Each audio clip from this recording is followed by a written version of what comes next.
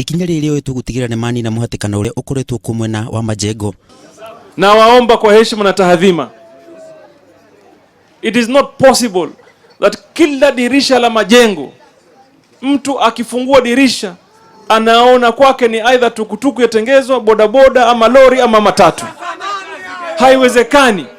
Unagukirugo gavana ucio ni ahete matereba na ene kibikibi muhuko guko akiuga ati thirikari yake kinyitane na mubunge wa Mvita megite kigina keheri-ini kumakira ibara iria marihuthagira ta parking na oho gutabania mihango yao ya guthondeka ngari. Nyinyi wenyewe wenye gereji mitaani hapa, wazee wa mitaa, vijana, nataka mtuambie, na mheshimiwa Abdulswamad amesema ataweka pesa za CDF, mimi nitaongeza za county.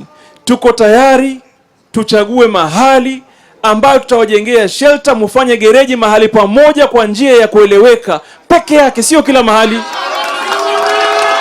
Nithite na mbere kuga ati ino ti njira imwe ya kumahamurithia no ni njira ya gwetha kihonia kia muhatikano ucio na kumuria mamukire mutaratara ucio na moko meri. Hatuji kufukuza mtu, tunataka mazungumzo. Tumeelewana eh? Tufanye nini? Tuzungumze.